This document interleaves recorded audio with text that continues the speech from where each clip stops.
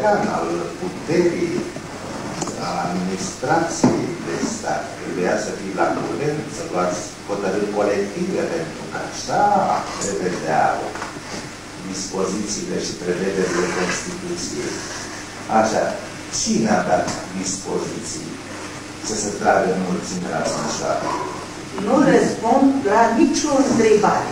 De la început și până la capăt. Pentru cunoștința. Nu cunosc. Nu răspund la întrebarea. Nu poate da guvernul. Nu răspund la întrebarea. Nu are dreptul să dea. Nu are în suportinea la dispoziție să tragă înmulțime la Timișoara. Dar la București, în tinerii care au murit, cine au tras? Peste care au trecut anchetele securității. A unei părți. Teroriști? Teroriștii se spun că sunt aici, să vorbea oamenii că sunt ai securității. Teroriștii sunt ai securității? Așa se vorbea.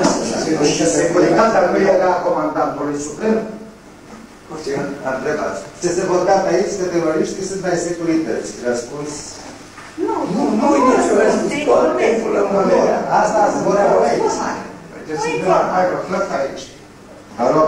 Vă rog. E un fel de plată. Da. În primul rând vreau să vă lămuresc pe dumneavoastră ca cetățeni. Cu dumneata am terminat. Spune-mi ce împrejurări a murit generalul Milea. A fost împușcat de cine? Și de cine? Eu o provocare întrebare. Întrebați medicul, întrebați oamenii. Nu mă întrebați cine a fost. Da, este o provocare. Întrebarea cu privire la cauzele morții generalului Milea. Întrebăm medicul, că medicul știe. Și eu voi face ancheta. Dacă îmi permiteți, pun o întrebare altfel. De ce s-a sinucis? De ce l-a destituit pe generalul Milea și l-a făcut trădător? De ce? Că dumneata l-ai făcut trădător. Am auzit comunicatul care mai spus, prin care a instituit starea de asediu, că generalul Milea trădător s-a sinucis pentru a scăpa de răspundere, de pedeapsa dreaptă care l-a așteptat ca trădător. Pentru lămurirea dumneavoastră. Pentru lămurirea trădătorul Milea. De ce nu l-ați judecat dacă era trădător?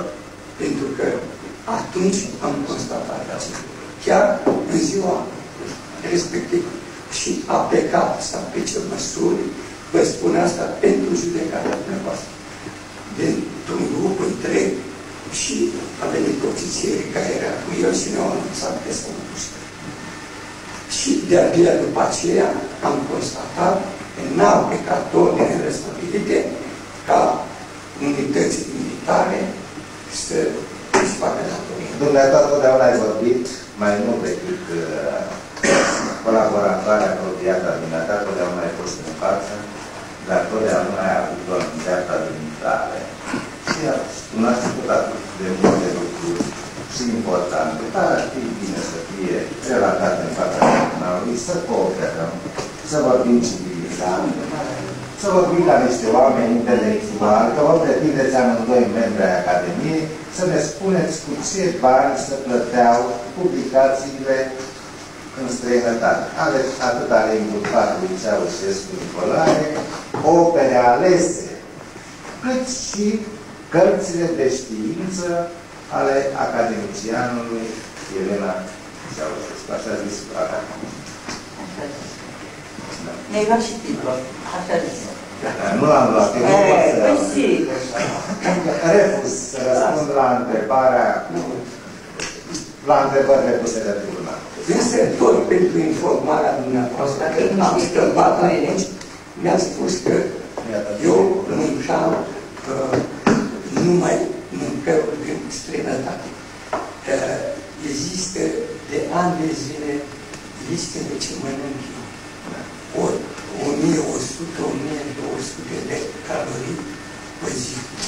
Și numai de... Și poporului, îi vedere că de 600 de calorii îmbuibat acest popor. Și 60 de grame... Mai aveți de pus de dezvăluare și procură. Da, domnule președinte. Vreau să spun, vă informez cine a dat voie ca să intervină forțele implicate în năbușirea demonstrației de la Timișoara. Pentru că inculpatul spunea că generalul Milian nu a respectat ordinele primite. Care sunt aceste ordine? Ce n-a respectat? Ce n-a respectat? Voi spune în Marea Adunare Națională ce ordine n-a aplicat în București și de ce a trădat. Da. Gata, mai aveți de pus da, am întrebat. Vă rog să întrebați pe deputatul Elena Ceaușescu dacă a fost sau este bolnavă psihică. Da.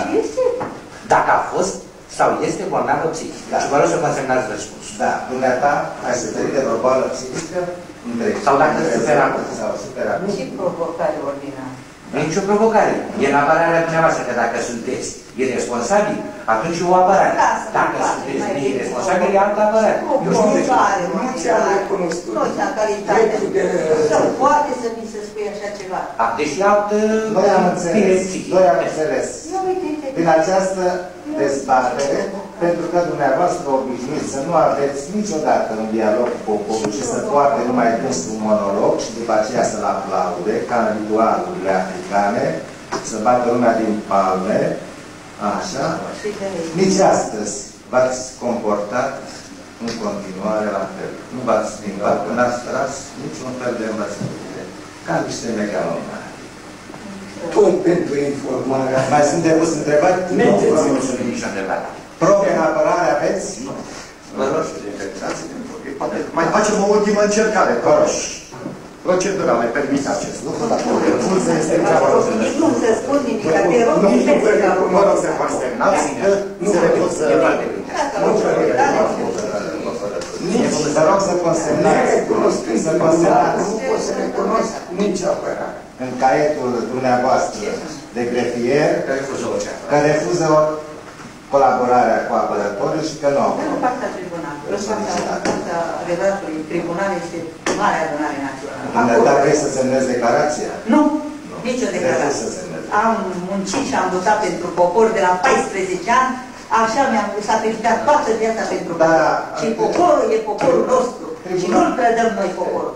Am urmărit să vedem și știam că ziua de viitoare este undeva înainte sau după ziua dânsului. Și? Dar nu știam niciodată anul în care te-ai născut. Care este anul? Astea sunt chiar de femei. De aici a pornit toată minciuna, nici un dicționar, orice femeie și ascunde vârsta dacă nu este un om care apare în dicționare, în enciclopedii și în toate astea să nu se arate. Vă rog, tovarășul procuror, să țineți, tribunalul consideră cercetarea judecătorească terminată și vă dau cuvântul la dezbatere, să susțineți acuzarea. Domnule președinte, având în vedere atrocitățile săvârșite de Ceaușescu Nicolae și Ceaușescu Elena, noi considerăm că acești doi inculpați se fac vinovați de săvârșirea infracțiunilor prevăzute de articolele 162, 163, 165 și 357 din Codul Penal, articole în baza cărora solicităm condamnarea celor doi inculpați la pedeapsa cu moartea. Totodată solicităm confiscarea totală a averii soților Ceaușescu. Aveți cuvântul de apărare. Domnilor judecători, înainte de a discuta problemele de drept care se ivesc din ceea ce susțin inculpații cărora le acordăm asistență, chiar de față de poziția oficială acesta. Eu doresc să vă împățișez faptul că le-am făcut noi onoarea, ca venind de la București, să le acordăm apărarea care în ultimii 25-30 de ani nu s-a respectat. Că noi înțelegem ca avocați să apărăm indiferent pe cine ar fi și indiferent de faptele pe care le-a săvârșit, dar în limita dispozițiilor legale, a faptelor de care luăm cunoștință prin rechizitoriu, a probelor care ni s-au fost căutate de către reprezentanții legali și, sigur, în spiritul legalității. Eu, deși e poziția absolut obstrucționistă a celor care le-am făcut cinste de a acorda această deplasare în locul acesta, ca să-i apărăm. Înțelegem totuși ca ei să înțeleagă, pentru că dumneavoastră n-am nevoie să vă fac asemenea rămândiri. Că că numai